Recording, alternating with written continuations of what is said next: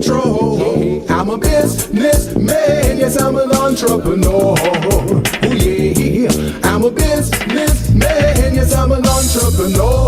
Oh yeah, I'm a businessman, yes, I'm an entrepreneur.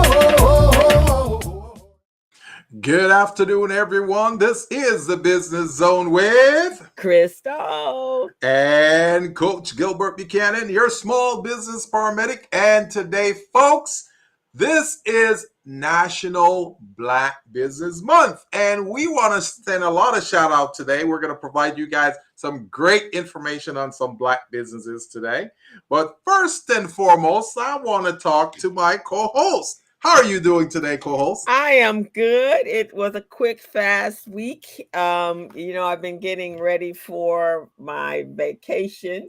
And Yeah. so I was a combination between getting ready for vacation and as well as dealing with clients all week. Oh, And so it was a busy week. But I have to say, Gilbert, the highlight of my week was the Bama Brawl, because our Black folks came together, they united, and it was exciting. So anybody else that have been, I know everybody at this point is on top of what transpired on August 5th. Yes. And so today, in tribute to the ball, our ticker tracker or ticker tape is throw a hat and support a Black business during the month of August. I hear that, co-host. I hear that. Before we've been supporting, on a smaller level, we've been supporting small businesses, not as much as most of us should be. But with this new call out, I'm hoping call to action, exactly. I am hoping that more people heed to this call of action and decide to support more Black businesses, man. So throw out that hat, co-host. Throw it out. Throw it out. Hat, man, and let's support each other and let's support each other's business. And we're going to talk about today why that's so important. But I felt so much pride that we can't, it's like we know that there was opposition during slavery. We do know that, right? Yeah, but it sometimes feels like we're just sitting waiting for the nonsense to happen, and we're always victimized, right? So it felt like a sense of pride, but even more so than that, it felt like the other ethnicities as well came to support us as well, because it was good because we live in the country was based upon a come one, come all. Isn't that part of it was come one, come all. Yes. Now, we didn't get to come on a volunteer basis. And nobody sent a cruise ship over to pick us up. And we were waiting at the dock to get on. That ain't how we got here. So, but we were actually forcibly taken to get here. So, we deal with that. But, all since we've been here since the 1700s, we have been struggling to be part of the majority here, to be part of, to be able, and we're not asking for handouts. We want to just take care of ourselves. But every time even we do that there's opposition to that. So, us celebrating us is an important thing. Us uniting is even more so important. And I love to see this as the president, as the focus that we take from here on, supporting each other, supporting our businesses, supporting legislation, going out to vote, because it's very important today. And so today we're going to talk about Black business and why it's so why there is a National Black Business Month. And why it's so important that we talk about Black business. And so that's what we're going to do this week. And this is not just here in California, folks. This is all over the country. It's National Black Business Month. And this was established in support of Black businesses. So small Black businesses can get a seat at the table. And before we get started, we want to make sure our listeners are properly tuned in to us. We're here on YouTube Live. We're also on LinkedIn Live and Facebook Live. But my co-host is going to tell you guys how to go ahead and subscribe and make sure you support us so we can provide you guys information. So, co-host, you want to tell them a little bit about how to go ahead and subscribe? Will. So you guys can go on over to our YouTube channel, The Business Zone with Crystal and Gilbert, and hit that subscribe button. And every week when we go live, you will get a notification that we are going on the air. In fact, you get multiple notifications throughout the morning that we're coming on at 3 o'clock. So hit that subscribe button. We are on a campaign to increase our subs to 5,000. So we need your help in order to do that. And all it takes is a click of the button and a like if you like the show. We have been on the air for 7 years as of August 7th, actually, which is my grandbaby's neat birthday. So more of a So that's a memorable day for you. Memorable day. So this we've been on. So there are over 700 videos archived there on every aspect of doing business. So you can binge on us and you can learn a lot. Gilbert and I both have over 30 years apiece of business experience as well as information. I say we're subject matter experts in our area of expertise. And I endorse that. You endorse that? I endorse that. We're very passionate about helping others succeed and to achieve success in their business. So go on, check us out, but make sure you go over there and hit that subscribe button. And just so you guys all know, my co-host said we have over 700 videos throughout our podcast journey here on the Business Zone. That is true. And just so you know, there are amazing stats out there on podcasts. Not too many, most of the popular podcasts out there, right? They don't have as many as even 500 videos. We have 700. So that put us in the top echelons of the 0.5% of all podcasts out there. So we're going to go over those stats and those numbers later, but I just want to let you guys know that we're not just doing this just to do this. We're doing this to serve a purpose, focus on Black and small businesses, and make sure you guys get what you need out of this to grow your business the right way. As a matter of fact, co-hosts, I want to share these stats on Black businesses. 10% of all U.S. businesses are Black-owned businesses. Oh, wow. 10%. And I'm going to repeat that. 10% of of all U.S. businesses are Black-owned businesses. And the Black businesses account for 30% of all minority businesses. Wow. I'm going to say that again. Black businesses account for 30% of all minority businesses, minority-owned businesses, and we would like that number to go up. Wouldn't mind having it at 50%. That would be a nice number. But, we're at 30% right now in an upward trend. So I just want to share that right now so folks understand that. And then, it's a little bit even more than our business, our culture, we come up, we're very innovative, and that's what we're going to talk about and I was telling someone the other day, and I've said this many, many times, Gilbert, right out of slavery. I mean, Emancipation, 1865, right out of slavery, these people had tattered shirts, tattered shoes, no idea, no money, been kicked out of their slave homes, and they were able to start their own businesses using the skills. And it's right now, and I don't know if you've heard, but down in Florida,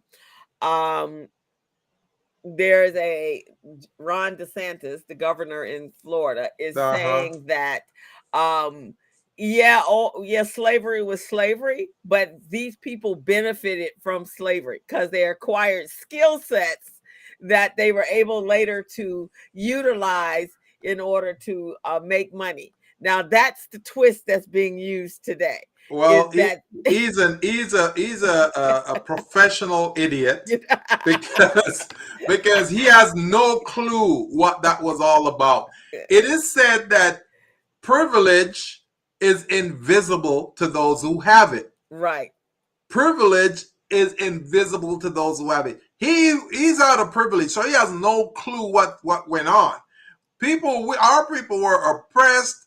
We were beaten. We were tortured. We were stepped on. They stepped on our necks, and we were able to come out of that stuff. Think of it. Even though slavery was abolished in 1863, they kept it from most of us for 2 years. So they got some free labor out of us. Free labor out of us for 2 years, right? Right. And then in 1865, they finally realized they couldn't hold it from us any longer. So then they say, oh, I should have told you guys 2 years ago. But, my bad. You guys are now free. You can go. Okay. And immediately, 90% of us say, screw this. We are not going to work for the man anymore. As a matter of fact, we don't even want to be near the man anymore. So we're going to start our own business. So in 1866, 1 year after, 1866 and 1867, Black people start becoming entrepreneurs. They start forming their own business, providing services to their group because they couldn't sell to any other group. Right, exactly. So they're selling to their own group. They're providing services and products. And one of the pioneers who came out of that in 1867, 2 years after the emancipation of slavery, was Madam C.J. Walker. Right. Madam C.J. Walker, a Black entrepreneur. She was the first female millionaire in this country. You see what I'm saying? Right. And the economics of the United States was built off of slavery. It was built off free labor. Just think about it. Doing what I do for a living, right? When I look at your profit and loss and you have employees, that represents at least 45 to 75% of the expenses, your operating expenses. Right. Take that out. Exclude that from the equation. Yeah. Just how much money do you think you make if you had no employees? Exactly. Right? So, I mean, the stats are if you're a solopreneur, you generally your annual revenue would be about $53,000 a year, right? Because that's just you working, because you can only do so much by yourself, right. But imagine you having free labor and you have thousands of slaves that are producing your product for you, how much money you can make. So I'm looking here at tobacco. In 1662, they were able to harvest over 60,000 pounds of tobacco, which represented $1.5 million in 1639. Say that number again. 60,000 pounds that equated to $1.5 million. Wow. British was importing more than 20 million pounds of tobacco per year. There was an over excess. I went to see the movie, and then let's go to cotton, right? In 1794, when the cotton gin was patented, they produced over 100 pounds in hours. But that meant somebody had to be out there picking. So between 1801 to to 1835 alone, the U.S. cotton exports grew 100,000 bales to more than 1 million. That's Wow. from 1801 to 1835. They were producing over 1 million bales of cotton, which was being picked by slaves as young as 5 and 6 years Oh old. my Lord. So, and that was free labor. Mm-hmm. That was free labor. So if anyone thinks that we benefited from it, you got to be out of your damn mind. Mm-hmm. Mm-hmm. Yep, I hear that. See, So this guy has no clue. I think he's just saying those things just to make people think he has some talking points. But you know, his argument is flawed. It has no substance. It has no truth or validity to it. So he's just like a talking head out there, just talking smack. yeah, exactly. So the stats is I'm reading how much money did slavery make in the South? It said the racial wealth gap begins with slavery itself, which was a huge wealth generator for white Americans. The economic value of 4 million slaves in 1860 was on an average 1,000 per person, about $4 billion. That was Mm-hmm. how they were generating, how much revenue that they were generating. When the slavery at the end of the Civil War and when we were emancipated, they indicated that in 1 month the South lost $25 million in production in production revenue. See, and that's what I'm talking about. If they weren't making that much money from us off our heads, why would they be complaining about how much they lost? You see what I'm saying? Why would they be complaining? That So is the ridiculous, richest man. state in the entire country in 1860 was Mississippi. That Mm-mm-mm. was the richest state from cotton. So don't come over here talking about how we benefited because we didn't get paid. So we Right. didn't benefit from nothing. Mm-hmm. Right. That is true, man. That is true. That is true. So that's why it's so important. That's why we celebrate Black History Month. That's why we celebrate um, Black Business Month, because the struggles, the obstacles, the challenges that we've encountered since being brought over here to this country has been just incredible. And Mm-hmm. so we have to celebrate our attributes. We have to celebrate just small little milestones in our lives. We have to, man. We We have to have to. celebrate that. And because if not, I don't even know, we that we blessed by God, because when you really Mm-hmm. think about it, how the heck do we survive what we survive based upon what we've come through and what our ancestors have come through? Right, right, right. So that's why we're celebrating this month, and we hope you guys we there's some challenges and some calls to actions we'd like to request of you, not just for this month but for always. We should be always supporting each other. We shouldn't it really doesn't require a special event taking place that we should support each other, because no one else is supporting us. So we That's really right. have to support ourselves and each other. It's so Oh, very important. we definitely should, and we have to.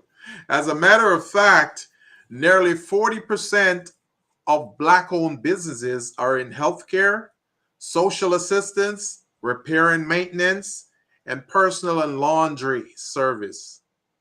And that's because we did take those skills and we Mm-hmm. utilized those skills that was mandatory, that we were beaten to learn how to take. We Those were not like skills we decided. That it's not like going to college, hey, I want to be a laundryist, or Right, I want to be a blacksmith, or I want to right. pick cotton. Nobody went to cotton woke up one morning and said, hey, you know what, I want to Yeah, go pick cotton for somebody else and let them make all the money. So now we ain't benefited for nothing because we didn't exactly. choose to do that. Right, You right, chose right. that for us. So, but we made the best out of what happened to us.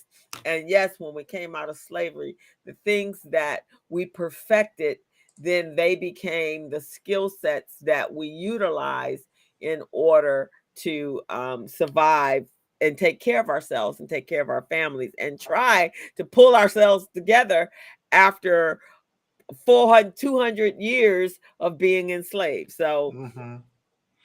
And see, the thing that a lot of these, you know, talking heads who don't understand anything about black businesses, their struggles, you know, their prosperity, how they go about doing things, I think they don't understand is that, you know, they say that uh, scarcity is the mother of all invention. mhm, That's how many of these our ancestors, black ancestors, became entrepreneurs, because you didn't have access to these things, so you have to create it.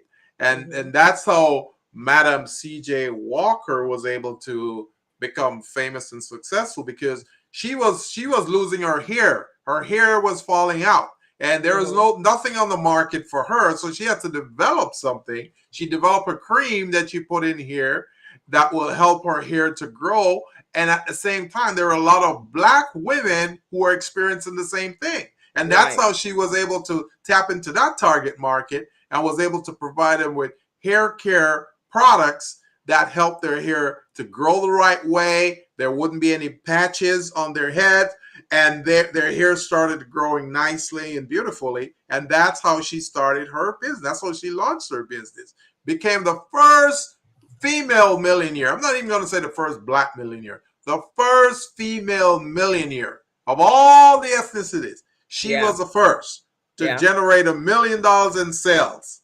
You see what I'm saying? And they wouldn't even allow her to patent her products, because back in the days in 1867, black people were not allowed to patent anything.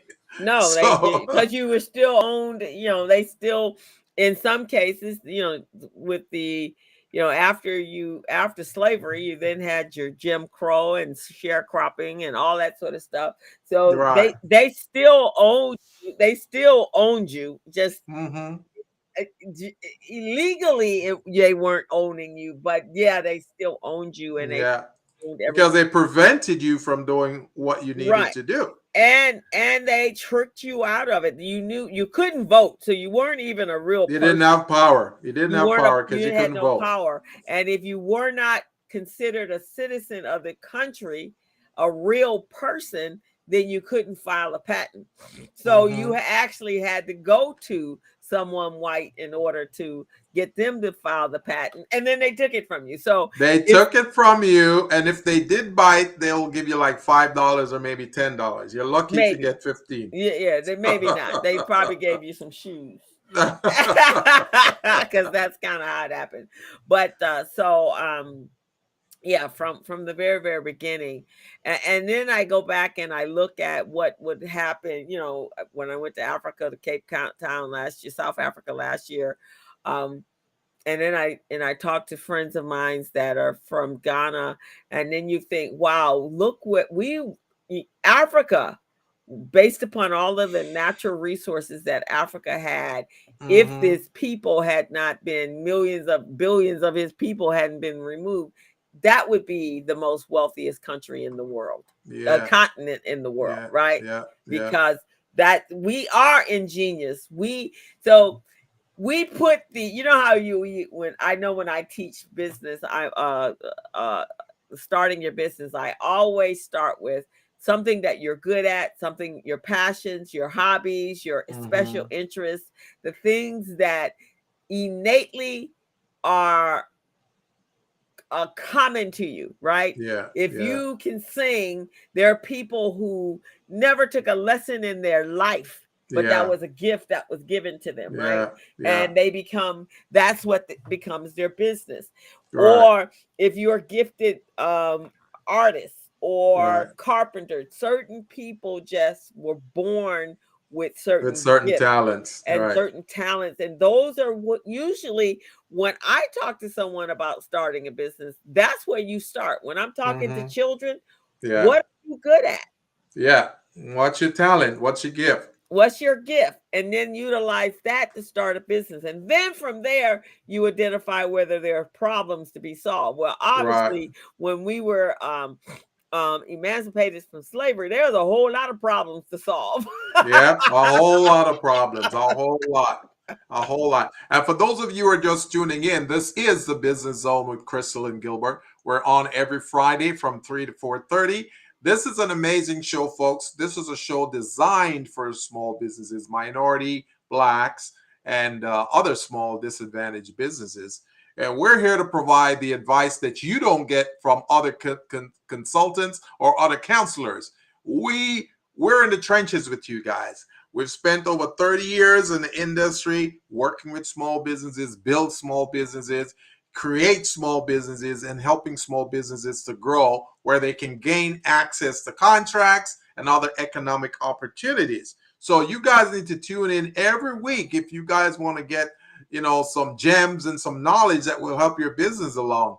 Guys, you cannot try to work for people anymore. You got to be your own entrepreneur. That's the only way you can be rich. You cannot be rich as an employee. I've never seen an employee who've gotten rich, become a millionaire, unless they're one of those Fortune 500 or Fortune 100 companies where they're siphoning out the money out of the company and they're scamming the people.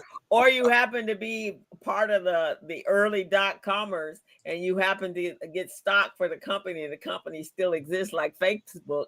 Millionaires are created there, but that is an Yes. anomaly. That doesn't normally happen. So if you happen to be of the founding team that was there and they gave you shares, because most of the time you were working for free, so in Yeah. exchange for money you were getting shares, then you may have become a millionaire by now. Exactly. But working for someone else, how can you Yeah. there's a rate that you come in on, and then Right. there's only a 3% increase every year, And the unless top 1% runs everything. and the top 1% runs everything. So here's what we're going to do. We're going to jump over and we're going to do a little commercial break with a product that Gilbert was gifted and talented, and with his gifts and talents and innovation create. That's right. And hey, Greg. Hey, Fernando. So we're going to talk about that. We're going to run our little commercial, and then from there, we're going to get on with the topic of National Black Business Month and how it came about and why we should support it and how it benefits us as a people. And we want from here on out, our call to action is we're throwing the hat out.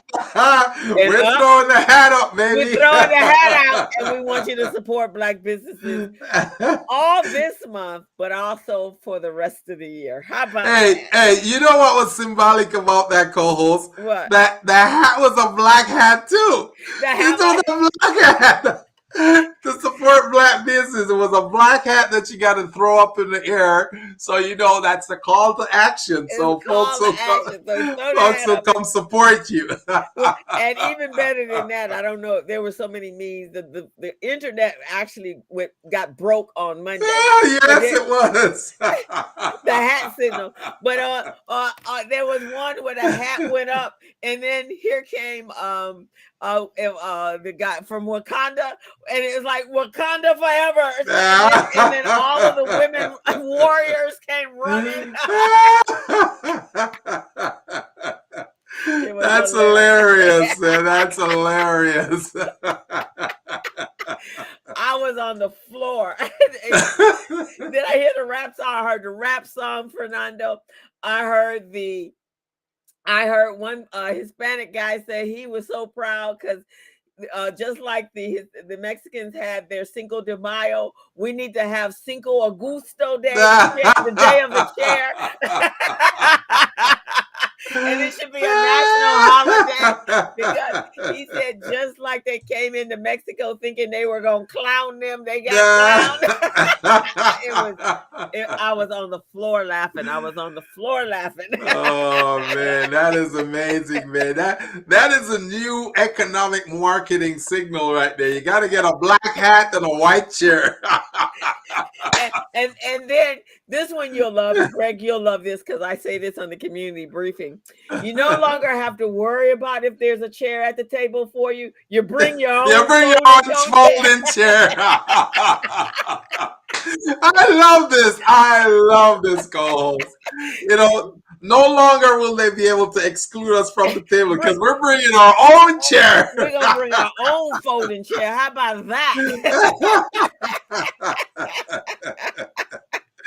Oh man, I love it. This is amazing. Come in with your chair. Scoot over. Please scoot over. I'm going to sit right here in between all of you making decisions about me. So I can get my piece of the pie. All right, let's run the video, and then from there we're going to jump into supporting National Black Businesses, National Black Business Month. Right. So here we go. Let's rock the best tool on the marketplace, and all of you should be using it. Greg says, wait, don't let me get the chair on you now. Oh, look at that. Fernando got a chair there. All righty, let's do it with a commercial. Keep it coming, guys. Keep it coming. Organizes your company's paperwork and takes care of all your record keeping? Does your current record keeping system send you 90-day alerts to remind you that your key documents are about to expire and need to be renewed? Can you find contracts and procurement opportunities in seconds from any of the 50 United States so you can grow your business? Is your business organized so that you can tell which key documents are needed to efficiently run the business? How about woman-owned, small business, or disadvantaged business enterprise certifications? Do you have a checklist of all the key documents you need to become certified? Does your current system allow you to conduct market research from multiple sources and provide you industry and market data in seconds? Well, Small Biz Pro does all of that and more. Small Biz Pro is the #1 business management, compliance, procurement assistance, and market research assistance tool on the market today. Download the app now and you will be amazed. It's like having 3 additional employees working for you, but you don't have to pay them. What are you waiting for? Yeah, what are you waiting for, guys? Go out there and support the Small Biz Pro. And Gilbert, tell them a little bit more how they can go about getting it and how beneficial it is for them. Folks, having Small Biz Pro is having a tool that you never dreamed you could have. That's a tool that gives you a competitive advantage over many of your competitors, guys. Puts you in a position that you can have the seat at that table. It gives you that folding chair that you can take to the table with you and negotiate a contract deal for your business.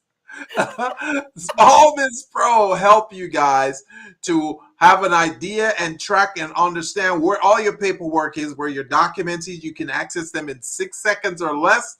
You can have access to government contract opportunities, grants, you name it, guys. This is what Small Biz Pro does for you. So who would not want to use a tool like this?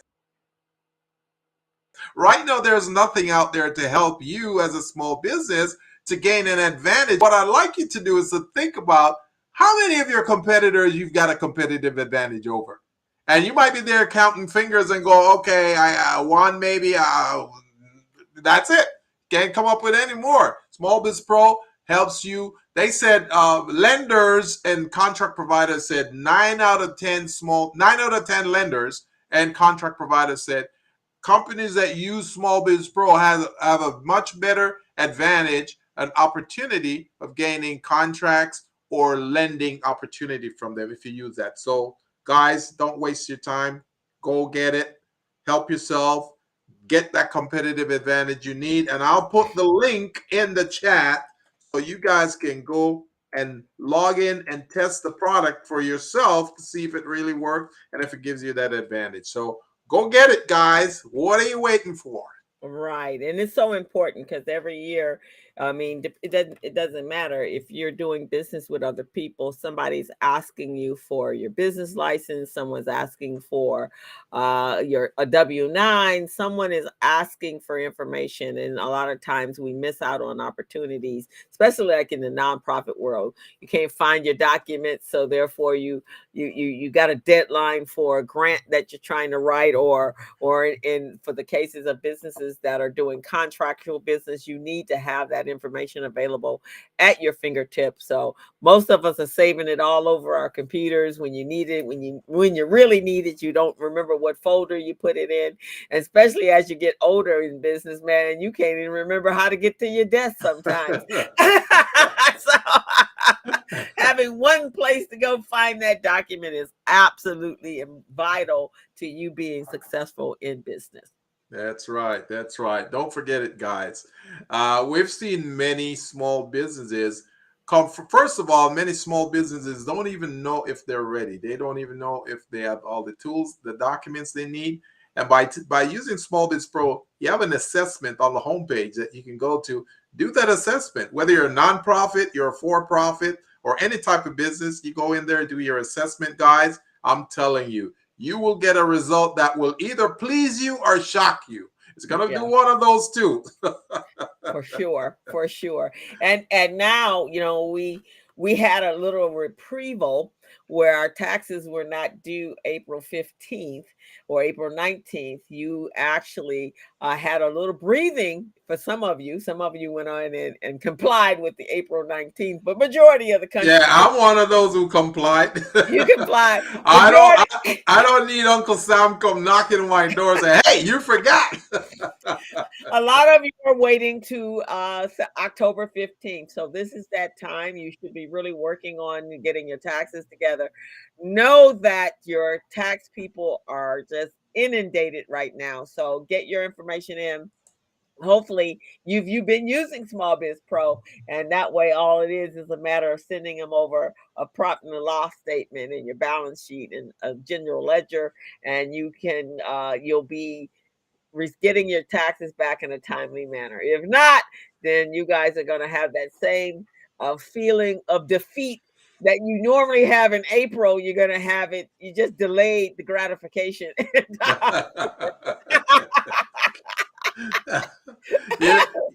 For the first time in my life, the first time Uncle Sam owed me some money. First time. Wow. He owed me some money. I filed the taxes. I got a check back, but my tax preparer said, "Wait, did you get your stimulus check back in 2020 and 21?" I said, "No." He said, "Come on, we got to file an extension. You are due almost $2,000. I'll go, "What?"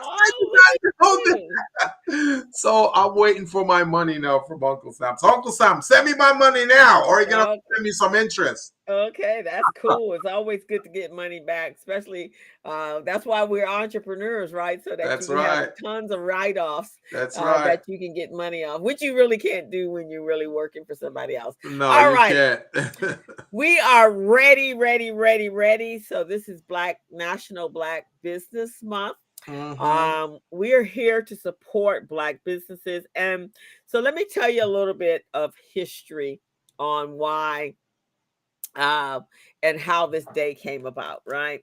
So it is a time for us to acknowledge and appreciate Black-owned businesses across the nation, and that all of them we are all represented in trying to strive for diversity and equality. And right now, I think that's probably more important than it has been since 1960 during the first civil rights movement, or whenever we start. Because it seems like I heard a statement today from, I think it was from actually Vice President Kamala Harris. She was saying, we are less free than our ancestors were in 2023. Our rights are being removed at a blink of an eye. Affirmative action, and for women, voting rights, women having control of their own bodies. It's like we have somehow been put on I don't know, going back in time or something in a time machine that is no longer going forward, it's going backwards. So today in America, it is so important, more important than it ever has been. Even I would say, as we fought through empowerment and diversity and civil rights in the 60s and the 70s, we are losing momentum at a very rapid pace. And so we have to take ownership of ourselves, and we have to take ownership of supporting and creating and generating revenue in our business. So that's why it's so important for us to celebrate Black businesses, to support Black businesses, and move forward. So why do we support it? So there was a guy, his name is Frederick. Let me move to our next slide. Let's here we go. Oops, sorry about that. Sorry about that, guy. Oops, here. Back one. Okay. So the history of Black History Month can be traced back to year 2004, when an engineering entrepreneur, his name is Frederick E. Jordan, partnered with the president and executive editor of a scholarly publishing company called E-Access Corporation, John Williams Templeton, and they started this annual event. Now, in each city, there are also a Black History Month, a business months, like Muhammad Nazruddin, which is the founder of Recycling Black Dollars. He actually implemented a Black Business Month in October in Los Angeles. And I'm sure if we go and we look throughout the country, we will find many other cities that also have a Black History Month. But we celebrated, well, he did it. There were two in Los Angeles. There was one in April, which is the one Muhammad helped implement. And it really came as a result of the Black Business Expo that he, Hal Hambrick and started in Los Angeles. And then there was another one, I think another group created a Black Business Month in October. And so there was another Black Expo that took place at that time in order to support Black businesses. So the intention was to drive policy agenda affecting 2.26 million African American businesses in order to highlight and empower these business owners, and especially given the unique challenges that we face, that is faced by most Black business owners, minority business owners. And so this was stemmed from Jordan's own personal experience of struggling to gain financial backing and funding when he actually began his own firm in San Francisco in 1969. So sometimes we think it's just unique to us in the city that we live in, but it's actually a national problem. Actually, to be quite honest, it's a national problem. It is. So since the late 1700s, both free and enslaved people began to open their own small businesses out of necessity, as we talked about at the beginning of it. They opened, they had barbershops, tobacco shops, shoemaking, blacksmith shops, plumbing, you name it. Anything that we did while we were free labor, that's pretty much the businesses that were created after emancipation. So this led to, between the periods of 1900 to 1930, to being the golden age of Black-owned businesses. We could not shop in white stores. So segregation and creating our own businesses was the only way we were going to be able to purchase what we needed in order to live. And so entire districts became Black-owned, such as Black Wall Street in Tulsa, Greenwood in North Carolina. There's so many others. We talk about Black Wall Street in Tulsa, Oklahoma, but every state where Black folks had been enslaved actually had a Black Wall Street. Wow, that's amazing. Right, exactly. And so in 1915, the establishment of the Negro Business League, there was a widespread of support of African American entrepreneurship. So there's a timeline. Whoops, go back here. There's a timeline of how our businesses came about. So in 1898, Black people began owning insurance companies. And not just insurance companies, we also owned funeral homes and parlors.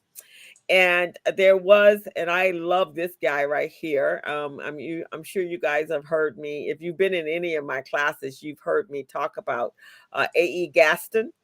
So A.E. Gaston was an American entrepreneur. He started his business in Birmingham, Alabama, right out of slavery.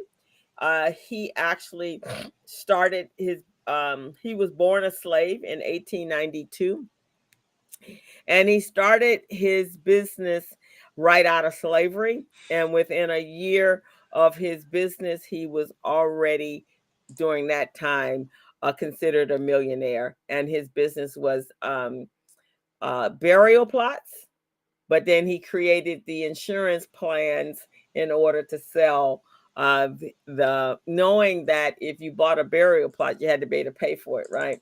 And you had to be able to take care of your family after, especially was the head of the household. So that's what he did. So he had a burial insurance company.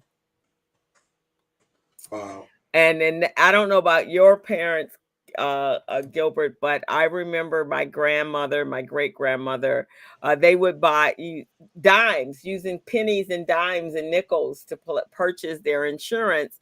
So when that time came, at the loss of a loved one, they actually had a burial plot for them. Hmm. So with my family, it was a little different. They started paying on those policies, but it wasn't really benefiting them at the time. So they say, I don't need to be spending any more money on this. So they cancel the policy, or they let the policy lapse, and then they do other things. This wasn't insurance, but it was like a.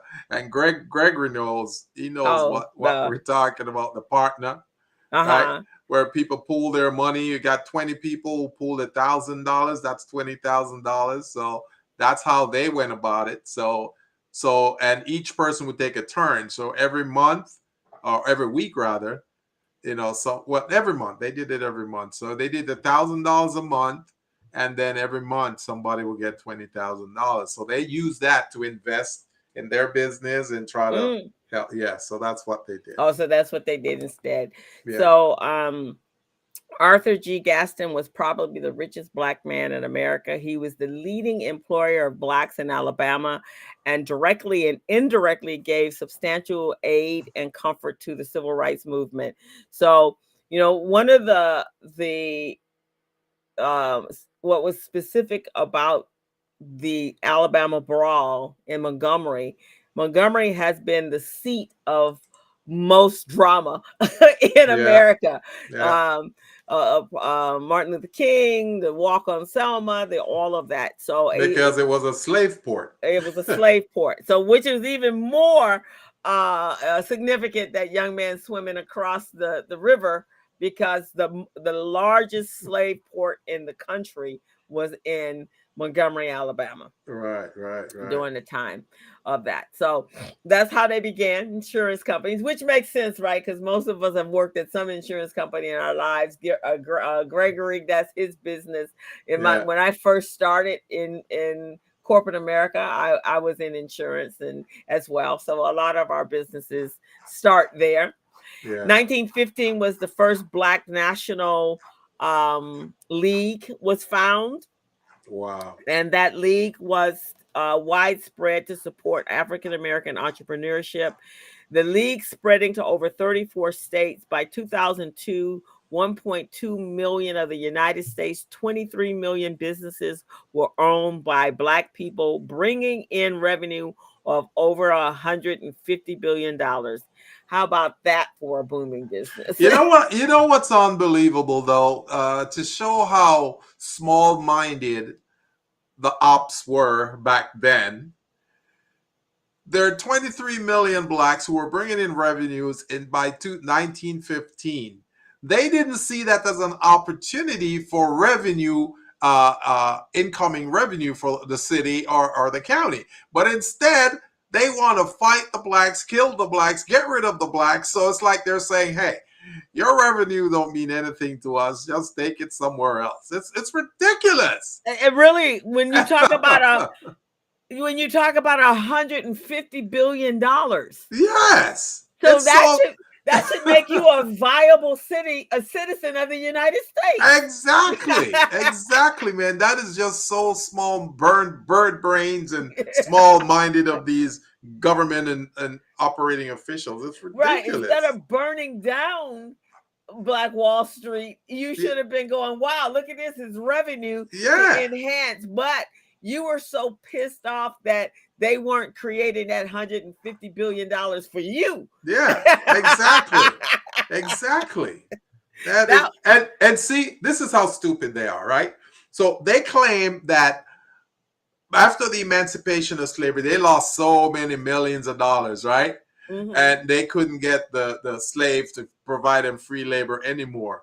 So if they were smart, they would have looked at that and said, okay, so we can't really get our free labor, which was done unjustly and inhumanely and illegally and unauthorized under the civil rights of people. Right. So what they should say then, okay, since we can't get free labor, then maybe we'll just tax them. Tax their revenues and get some money instead. But no, they were just stupid. They couldn't see that. And so they decided to burn down the stores, the businesses, the homes of these thriving African-American entrepreneurs. It's just ridiculous. Mainly because you weren't making the money for them. You were making the money, and they didn't want you to succeed so that you would come back to work for them. Right. It's crazy, man. So you were able to take your ingenuity and take that to create $150 billion. How dare you? How dare you? That's ridiculous, man. I can't see their logic at all. No logic. So in the 1898, the largest insurance company that was established was called North Carolina Mutual Life Insurance Company, and was one of the oldest and most prominent Black-owned insurance companies in the United States. Did you know that, Gregory? And I don't know if it's still if it still exists. So, Greg, if you can see if that still exists, that's pretty cool. But that was the largest insurance company that was established right out of slavery. So, in 1920. Of course, Black Wall Street. That's what we're talking about. Greenwood district of Tulsa, Oklahoma. Affluent Black businesses mushroomed and flourished, and earning the nickname as Black Wall Street. So, as we all know, Black Wall Street is what we would really like to get back to. And I don't know. I'm just one of those people that always felt, I don't know if integration was the best thing for us. I think it was not. I think we would have been much better off staying segregated. Yeah. Because when you think about the type of businesses and what was represented in at Black, you had doctors and lawyers and accountants, and so some major facts about Black Wall Street was it was more than 30 city blocks of thriving shops, hotels, theaters, all of them Black owned. The district was founded by Black men and women, and many of them were descendants of slaves, and it became Black Wall Street. So how many businesses were there? There were over 108 Black owned businesses in that 31 square city blocks. They were both professional, retail, entertainment. So everything that we needed, we had our own bank. There were doctors and lawyers that actually had their own private planes. Yeah, Because yeah. that was how they couldn't travel on. They had their own railway. They had Right. everything themselves because they couldn't travel and participate on anything that was white owned. They're saying that there were a number of traders and that were part of that. They were bankers and financiers and brokers. So that's amazing. Mm-hmm. Absolutely amazing that we participated in the our own financial wellness. We took care of ourselves, right? Yeah, yeah. And so I've ever, when I was a kid and we were learning about integration, and I always told my mom we should have stayed segregated. I get you, man. I get you, because we would have seen um, separate but equal, and we'd see Uh-huh. people focusing on certain things. We wouldn't have to feel like we're stepping in other people's lane. They wouldn't be stepping in our lane. We could be thriving. And here's what I think: if using this analogy, right, the what you're prescribing, Mm-hmm. and looking at previous shows that we've done with the Marcus Garvey Buy Black movement, we would be encouraged to do business internationally with other African American nations instead of doing it here in the US with folks who don't want to do business with us. You see what I'm saying? And now if we have the attention of the international market, then our revenues could have skyrocketed. So I agree with you that, yeah, we should have stayed segregated and do what we do. Because Yeah. we wouldn't have to worry, there at the time it probably was about 150 million people in the US at the time, right? Right. And in the world, there are billions of people. So Right. the Exactly. African continent alone had about 1 billion people at that time. Right. So So so we could have benefited, man, separate but equal. yeah, Greg says segregation never ended. That and this is true, in the inner cities we were segregated. I know when I lived in New York, when the place I was born, everyone around me was black. All Wow. stores were black. Mhm. Everywhere we shopped was black. Yeah. Greg, you were from New York City as well. You had, in Brooklyn or Bronx or Harlem, it was all segregated, right? So, and in the South, if you were in Alabama, or you had no choice, you had to stay separate because it wasn't safe for you to go anywhere else. Right. You couldn't roam the countryside. You had to stay where you felt safe. Yeah. And even when we did get to a place where we were traveling, we had to remember the Green Book. You had to know where it was safe for you to stay. Entertainers, they had to stay in black areas. They couldn't stay in white, no matter how big they were. Right. Hey, Timothy, love seeing my advisor speak. What would the housing timeline look like for Black people? Well, actually, I know my grandmother owned her own home. All my relatives own their own home in the South. And as far as the housing timeline, one of the things that we've seen in these statistics that we're spitting out to you guys today, the lower 40%, we talked about that nearly 40% of black-owned businesses are in healthcare, social assistance, repair and maintenance, personal and laundry services. The upper 60%, they're in advertising, auto dealership, consulting services, like my co-host and I. We're in the upper 60%, and Greg too. Restaurants, barbershop, beauty salon, and real estate. So if you're looking at the trend and the outlook for real estate, it's going to look good. We just need to have disciplined, well-organized approaches to real estate and focus more on commercial real estate than just residential. Commercial real estate is where the money is. If we do that, guys, we'll be making our impact. Right, exactly. So, and even there was an impact I'm reading here, Gilbert. We think, and sometimes, it frustrates me because, when my businesses are so small, they're thinking so small and not innovative and disruptive. Mm-hmm. But there were times, in the early, I'm reading here, it took 170 years after the New York Stock Exchange, that because it was for a black firm to take a seat. So it took Mm-hmm. 100, but after that, there were many black financiers that were actually broke through and the color line, and they were in black securities. I think there's about 11 of them that actually founded black security firms, women and men, Mm-hmm. over the time. So we just need to be more invested in our history and understanding that Yeah. there were those that were before us that were, I mean, they we're brilliant people, first of Mm-hmm. all, Yeah. and we can make something out of nothing.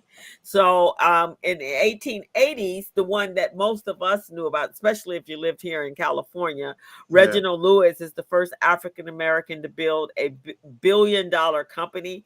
It was the TLC International Holding. It was a food company that was out Mm-hmm. here in, I think, the city of Commerce. Mm-hmm. He died.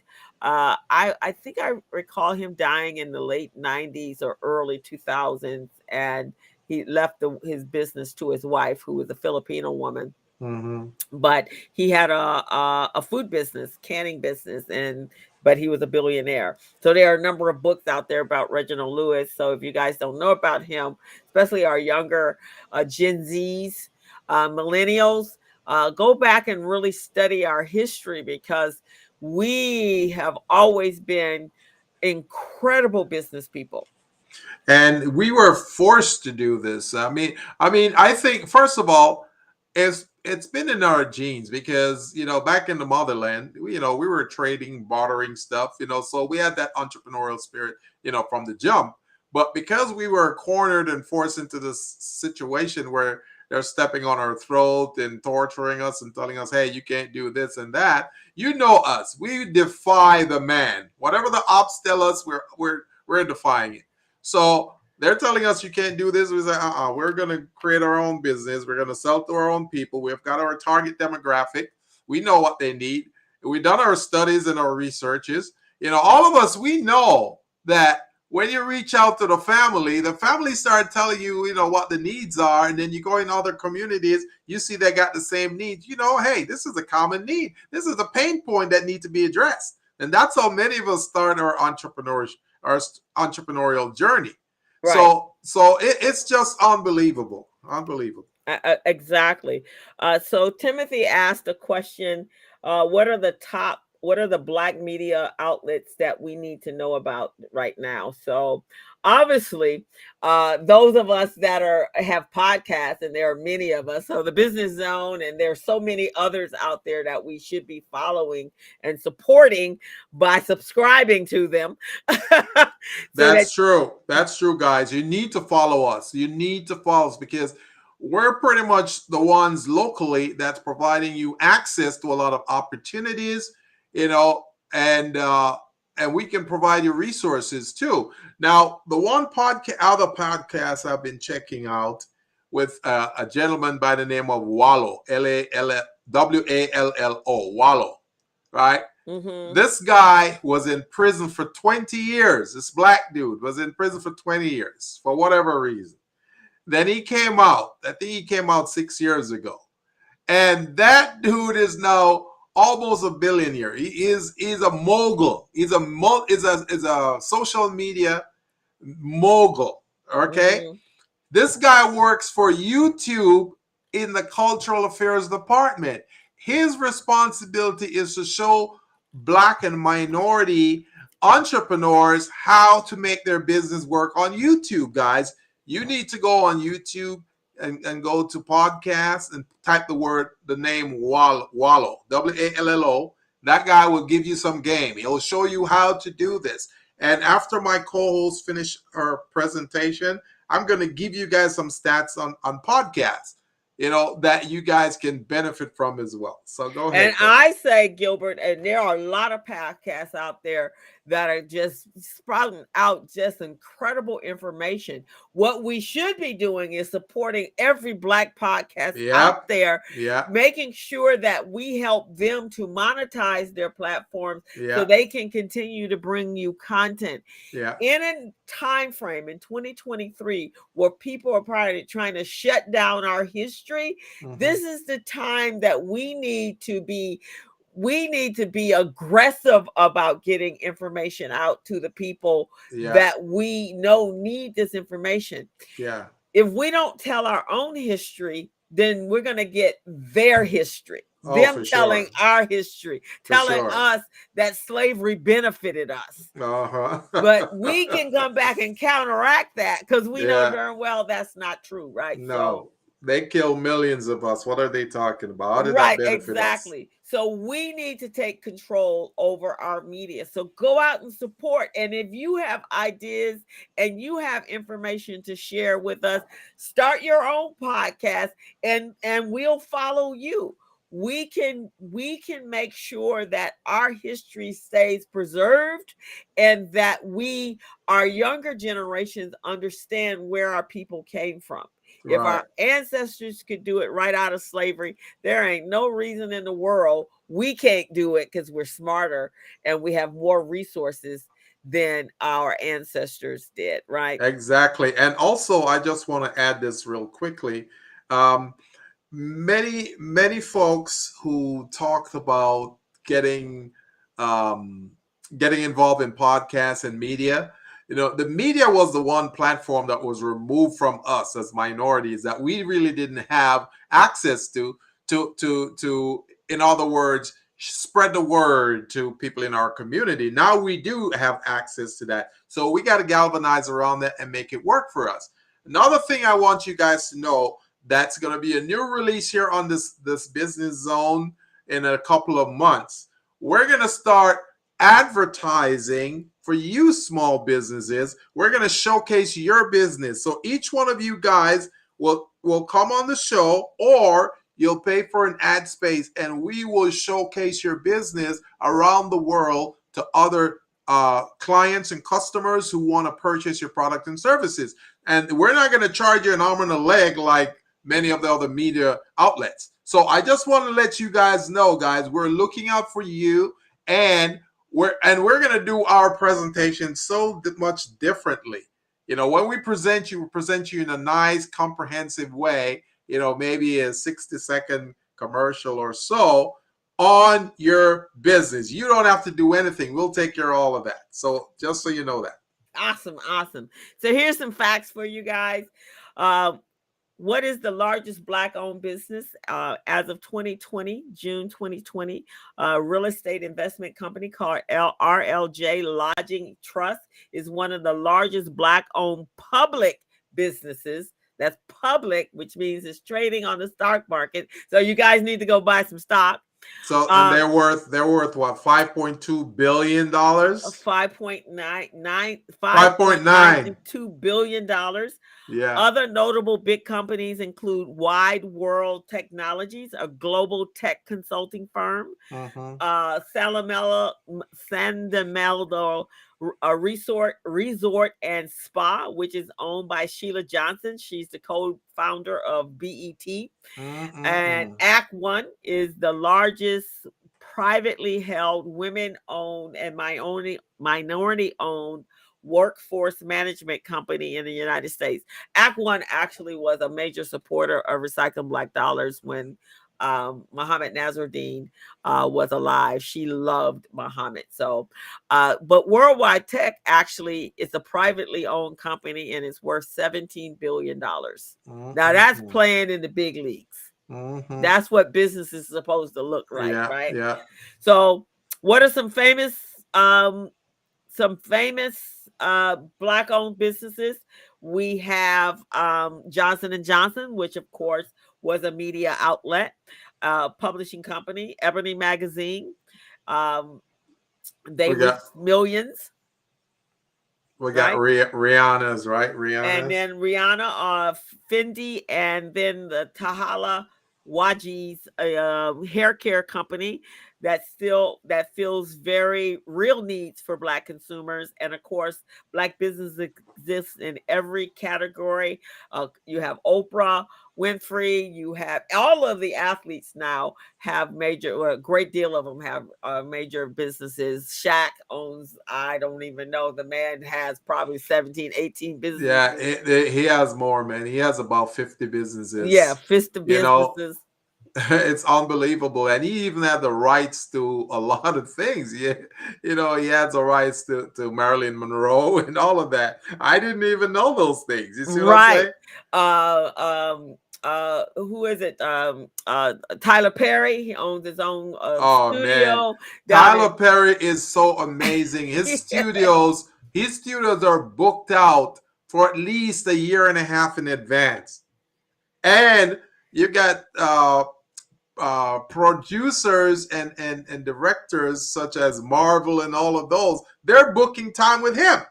Now, before it was him booking time with those people. Now they're booking time with him. So that's just amazing, man. Right. And Magic Johnson, we all know Magic Johnson. He has an amazing. I went to a meeting where his staff had put on with Glack, and that was probably my first introduction to Glack at the time. So what Magic's strategy is, he kind of operates like Warren Buffett. He buys into businesses that are must-haves, like uniforms businesses that provide uniforms for all of the workforce. Yeah. Then he takes those businesses, he stays with them for a while, but then he parlays them into another business later on. So if it's my understanding, he just bought what he bought into the Dodgers, but I think if it's my understanding, he is just making a big investment in another business right now as well. I think he has ownership into a couple of basketball. He was part ownership of the Lakers. I think he owned about 4%. Right. So he partners up with others and he buys in. Let me see how many businesses he owns. He also is one of those, and I love it. And you would hope that other young athletes are following in his footsteps. So Magic Johnson Enterprise owned more than 100 Starbucks from 1988 to 2010. He sold them and made $100 million. Fat Burger. He's owned, let's see, the Lakers, movie theaters, restaurants, Fridays, Sodex, Burger King locations, and I believe the same thing with Magic. Magic Johnson is a very smart man. Yeah. Let's see, what else did he own? 31 Burger Kings, some 24-hour fitness. He owns a insurance company called Equitrust. He pours money back into the Lakers. So yeah, very bright man, as well as Byron Allen. Him and Tyler Perry are vying. I don't know who's going to get the majority the stake. BET, but him and Byron, I think actually Byron got it, if it's my understanding. So Byron Allen is busy buying. Not to say Michael Jordan, he owns tons of businesses in Chicago. So they've actually been able to parlay their money and take it to another level to invest back into their community. Some of them are very quiet about it. My understanding that Prince, before he died, was very instrumental in the city he was born, that he grew up in Minnesota. So I love to hear. All right, Greg, thank you for joining us. So why is it important to support Black businesses? So buying from Black businesses, as well as many small businesses, really help to level the economic playing field and subsequently boost communities of color in varieties of ways. And if you have a business, if you own the property that your business is in, now you have say-so what's going to happen in the community that you're in, right? Also provide you assets. And provide you with assets and provide you with additional revenue, because if you own a building, you can lease that building out, portions of that building out to create and generate other revenue sources for yourself besides just the business that you're in. So supporting Black businesses is supporting Black communities, and you become an ally in helping to elevate, empower, employ, and provide services to people that live in your community. It will help you grow your business.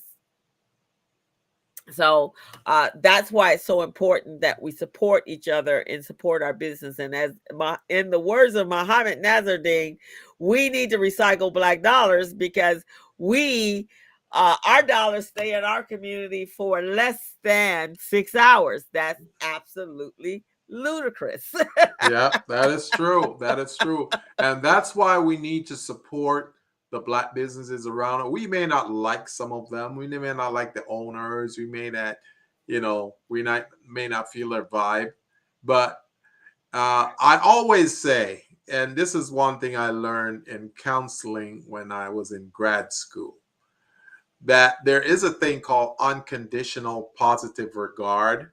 That means irrespective of how you feel about someone, you should be willing to help them and support them in a time of need. Now, for some people, I know this is very difficult. And when I say unconditional positive regard, I'm talking about if you find out that someone has hurt your family, you still should be able to help that person. That's unconditional positive regard right there. You see what I'm saying? That's really difficult for a lot of people to do. If someone hurt your family, you go, heck no, I'm not going to save their life. I'm going to kill them because they killed my family too. So that's really difficult. If we can do a fraction of that unconditional positive regard, where even though we may not like someone, we support them anyway, because one, they're helping the culture, they're helping the community, and more than likely, they're close to assisting our legacy so it can continue on. So that's how we got to look at this. Now, I also want to look at, we just name off some big time, high level, top value entrepreneurs in the Black community. I would like to address some I don't want to say lower level, or but smaller not, businesses, not as accomplished entrepreneurs who are on their way. And one of them is my co-host herself, Crystal Mitchell. If you guys don't know who she is, she is the person I'm on this show with right now. She is my co-host. She runs bookkeeping, accounting, speakership, event planning business that she goes out and she helps the community. She also runs an organization called Recycling Black Dollars. Many of you have heard of that. She is the co-executive director of that, and she's been doing whatever she can to help Black businesses become empowered and be able to understand how they can advance and get their piece of the pie. Okay? I'm not even going to talk about myself, but I'll talk about her because she's been working endlessly throughout this community trying to help other small businesses, and she needs to be recognized. So, co-host, I want to put you out there. I want to put you on this international platform right now. So all the people in Southern California, all the people in the nation, the United States, and all the people overseas, South Africa, we're talking Nigeria, we're talking Ghana, we're talking Egypt, we're talking Canada. All those people know that Crystal Mitchell is one of the movers and shakers in this community when it comes to assisting, helping to grow, and helping to empower Black entrepreneurs. She has a show called Community Briefing. Every Thursday at 11 o'clock, she has this show, and she brings a lot of powerful community leaders together so they can share resources and information that will help you guys grow. So I want to put her out there. She don't want to do it to herself, so I'll do it for her. And I'll let you guys all know that you need to support her as well. And our anniversary, our 7th year anniversary was August 7th. and we're going to be celebrating it in September. So she's going to take a little breather and go on a little business trip. A vacation, actually. Oh, No it's a business. vacation. Is a vacation. a little business vacation. Yes. She's going on a business vacation to Egypt. And when she gets back in September, guys, we're going to be hosting, we're going to do our anniversary. We're going to do an anniversary event in the Los Angeles area. And we're going to invite all of you guys to come, because what we're going to be offering to you guys is going to be mind-blowing. I just want to let you guys know that. So don't you forget, we'll put the date out there and we'll let you guys all know about what my co-host Crystal and I are doing in celebration of our 7th year being on the air together. And, Crystal, I think you should tell the story about how you came about this idea of the business zone. Why don't you tell it to the nation? Well, actually, it has a lot And the to world. do with it had a lot to do with recycling black dollars. Where's the party at? Recycling black dollars. One of the things that was very important to Muhammad was us being able to tell our own narrative, and so he had a show. And so at the time, I was looking at recycling black dollars, how to make sure we stayed how we stayed relevant. So I thought, well, why don't I do that? And also I saw it as an incredible marketing tool for being able to help expand my brand. But I didn't want to do it by myself. So I had to find someone that complimented me, and I had worked with Gilbert. And again, I'm all about collaboration, right? So I'm all about partnership and working together in order to enhance all bodies that are working together.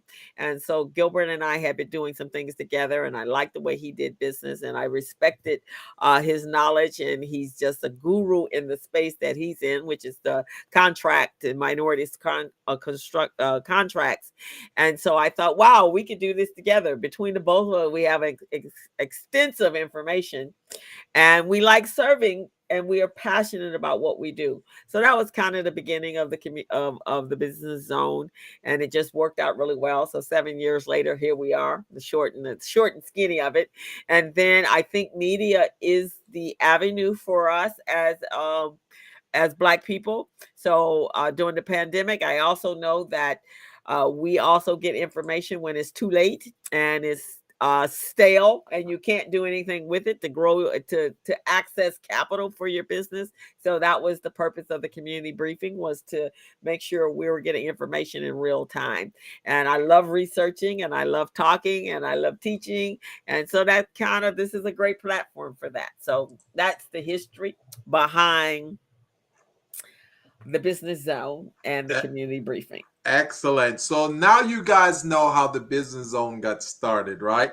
And if minorities and Black businesses are not in media, then we don't have a seat at the table. Remember, if we don't have a seat at the table, we got to bring our folding chair, and that's what we did. We started our podcast by bringing our seat to the table, and that's really what's been taking off and how it's been. Now, you guys might be saying, well, I don't know, podcast, what is a podcast? How does that work? How does that help me? Well, let me tell you this. There are over 3 million podcasts out there. 3 million. And that's according to Listen Notes. Listen Notes is an organization that track and monitor these things, okay? And then there's another organization called Amplify and Pod News. They also track and monitor podcasts, and they'll tell you, trends and what's going on, how effectiveness these things are. Now, 44% of those 3 million podcasts, they have at least 3 episodes. 44%. Now, only 720,000 of those podcasts have more than 10 episodes, guys. I'm leading to somewhere. I want you to listen to this. I'm leading to somewhere, guys. Only 720,000 of those 3 million podcasts have more than 10 episodes that they broadcast. Now, only 156,000 of that 720,000, right, are releasing weekly episodes like the Business Zone. The Business Zone, we release episodes every week, and we do have little clips and shorts that we also release as well. But we are in that 150,000 category, guys. Now, if you calculate that 150,000 out of 3 million, that puts us in the top half of 1% of podcasters. That's 0.052% of podcasters. You hear me? I'm going to say it again. We are in the top 0.5% of podcasters, the Business Zone. And that's for podcasters who are doing more than 10 episodes a week. We have over 700 videos, guys, on YouTube. Over 700 videos. We've been doing this for 7 years, and we broadcast weekly. So what does that tell you? That we are providing a service that's really, really valuable to small, minority, disadvantaged businesses out there. You want to check this out, guys. We provide a lot of facts, a lot of research, a lot of access to resources. And with all of those, we have about 80,000 people listening to podcasts on a weekly basis. Now, we haven't got to that $1 million level yet. We're working towards it. Well, if they go over and subscribe, we can get closer to it. Exactly. And that's why we're gonna, when we launch our annual anniversary celebration event in September, when we do that, guys, we're gonna start a trend. We're gonna start doing public events and appearances. And we're expecting you guys to be there. We're expecting you guys to support us and subscribe to our platform so we can provide more information to you entrepreneurs in the community. You see what I'm saying? This is how Black businesses work, guys. This is how it works. Exactly. So we want to make sure that you guys, so even for your business, create a podcast. It really does help expand your brand, build your brand, but it also is another revenue. If you monetize it as you're building your audience, is another way to generate revenue for your business. So shout out, thank you, Timothy, and the Black Business of Los Angeles. Yeah, bring your own seat, guys. And a black hat. And a black hat, right. Bring your black seat, bring your own seat, and bring your black hat. So in support, as you were real wielding that black hat, how to observe Black Business Month. We want to make sure we're supporting Black businesses. So do a search on the internet, and you also can reach out to Recycle Black Dollars. We have a Black directory that is updated every year with Black businesses here in Los Angeles, but you can go on the internet and you can search out Black-owned businesses. Actually, you can go to Amazon and put in the search engine for Black-owned businesses that are actually hosting their stores on Shopify, Amazon, eBay, any of the other e-commerce outlets out there, and you can support Black businesses that way. You read about Black entrepreneurs. There are some amazing stories out there. There are tons of literature. So read about them, understand who they are. There's several books, and there's a link right here. I can provide that for you guys. Just reach out to me. But you have The Black Wealth, The Black Choice, The Black Fortune. That's an awesome book. It talks about the wealthiest Black people in the era right after slavery, and all the way up to Madam C.J. Walker. So that's one way. Try Black Friday, Black Food Fridays. Look no further than hashtag Black Food Fridays on Instagram to be part of the super cool movement started by Charleston, South Carolina writer, activist, and innovator KJ Carey. The aim of the movement is simple: to direct people's attention to Black-owned restaurants all over the country. The idea is now developing into a business with apps like Eat Okra is also doing the same thing. So support Black businesses. We make the best food in the world. Fernando says we have a Black business up Shopify coming at the end of the month. Well, beautiful. Fernando, you need to come on the You business need to zone. come I don't know on what the the heck is the business zone. problem. What's wrong with you, my brother? Why are you staying away from us? Get on the show so you can tell them about your program, man. Yeah, come on and tell us about that, right? So there are more than 50 Black-owned e-commerce businesses to support. So go out there, Google them, go on the internet and find them. And then we have a new one coming up. Mr. Fernando is going to have one on Shopify. So we want to support you, Fernando. That's why you need to come on and talk to us as you are launching that. Mm-hmm. Now, some very important facts that we're going to end up in the show with is 5 important facts that about disparity in Black businesses. The ratios matter. Studies show that median wealth held by white families to Black families is 10-1, right? Unemployment. Historically, twice as many Black people have been unemployed than white people. Wage disparity affects generations. There is a greater likelihood that Black children will live in poverty as compared to white children. Home ownership, only 42% of Black families own their own homes as compared to 73% of white families. School to prison trajectory. African Americans are 6 times more likely to be incarcerated than their white counterparts.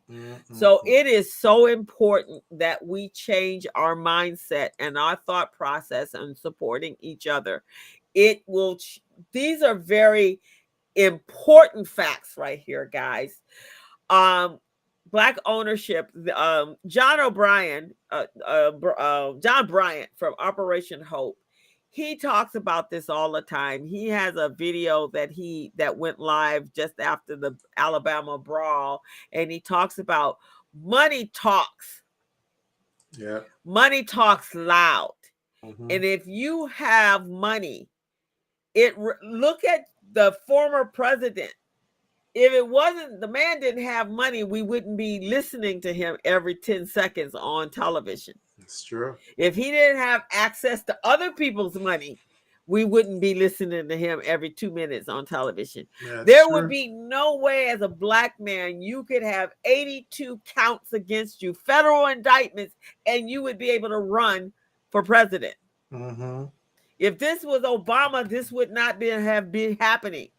That's right. Right? So money talks louder than anything else out there. We have the ability to generate a massive wealth in this country.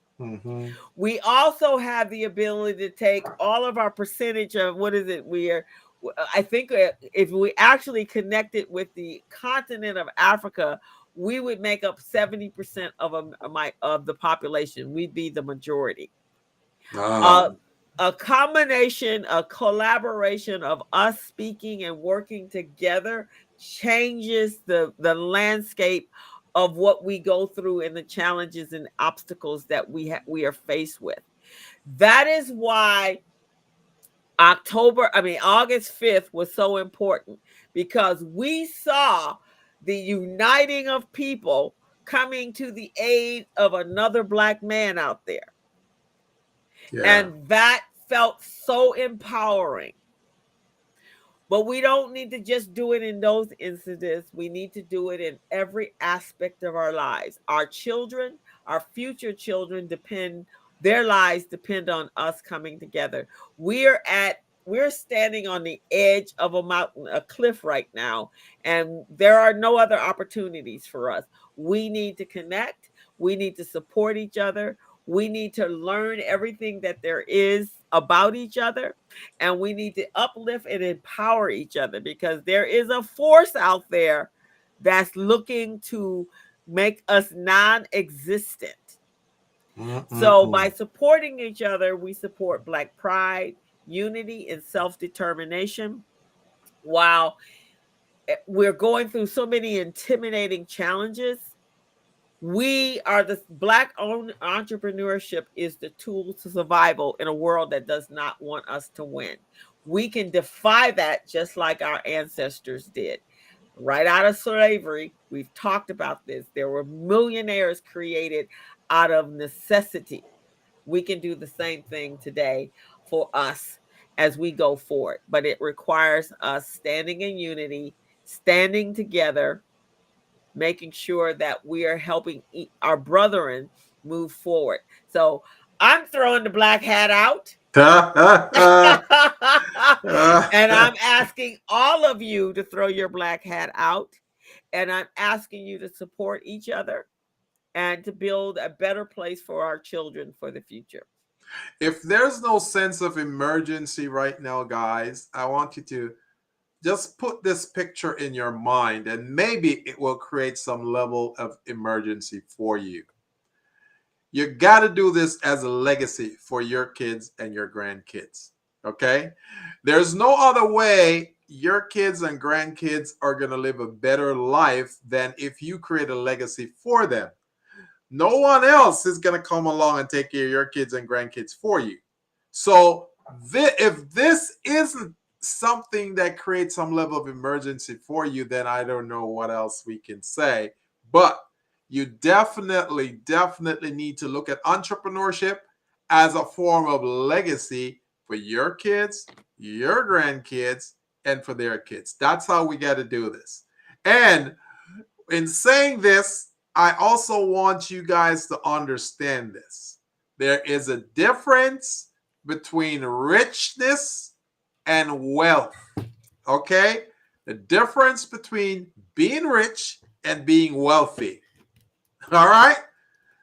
When you're wealthy, you're thinking about legacy. When you're rich, you might be here today and your money will go away tomorrow. But when you're wealthy, that's generational wealth. It passes down. So keep that in mind, guys. Keep that in mind. And when you're thinking entrepreneurship, I want you guys also to think about government contracts. Just remember this. They take our money from us in any which way they can, through taxes, through permits, through all kinds of means. Don't you think you deserve to get it back? And one way that you get it back is through contracting. You want to get those contracts awarded to you that wouldn't normally be awarded to you, so that then you can hire people, you can build a community, helps a family to put food on their table. That's why you want to do this thing, guys. So you want to go after some government contracts so you can help the community and you can help to build that generational wealth that you need to. And that's my black hat that I'm throwing out there today, guys. That's my black hat. On the Business Zone, you've been watching and listening to us all day today from 3 to 4:30. The Business Zone with Crystal and Gilbert. We're on every Friday from 3 to 4:30. And you can catch us on YouTube Live, LinkedIn Live, Facebook Live, and we're working on all the platforms. And remember this, guys. In September, we'll be celebrating our 7th year anniversary in this business on this podcast. When my co-host comes back from Egypt and she's renewed and fresh and feeling good again, we can do the celebration. And guys, you're going to benefit from this because we're going to launch some new additions to the Business Zone where you guys can benefit from it. Like I say, many of you will get to advertise your business here live on the Business Zone. So it gets broadcast all over the county, all over the state, all over the nation, and the world. So people will be buying your products. You'll be sitting and watching your merchant accounts going cha-ching, cha-ching, cha-ching while you're sleeping. People are purchasing your product and services, guys. So that's what the Business Zone does for small businesses. We help to build on successful entrepreneurs. Exactly. And so we're going to wrap up the show today, and we're going to close out with why is it important. So Black Business Month is very important because it champions equity. By us supporting each other and each other's business, we ensure that Black businesses get the recognition and the patrons they so richly deserve to have, especially if they're struggling to stay afloat. To celebrate Black-owned businesses and empower more people from the African American communities to dream big and bring their own entrepreneurial journeys, and we would love to empower all of them. It helps each one of us grow to be what we need to be successful in our communities, and it helps us to support our communities. It helps us to make sure that our kids are being educated in the manner they should be educated so they too can have a successful and fruitful life. And it also will create a place, it forces inclusivity and diversity. So we don't have to fight for that if we're supporting each other. Yeah. Our numbers, our sheer numbers and unity will make that happen. We don't have to beg anyone for anything if we support ourselves. So with that, Gilbert, I think it's been a great show. And we want to thank Fernando. Fernando said he's coming in swimming. Well, so Fernando's coming in the Black Aquaman.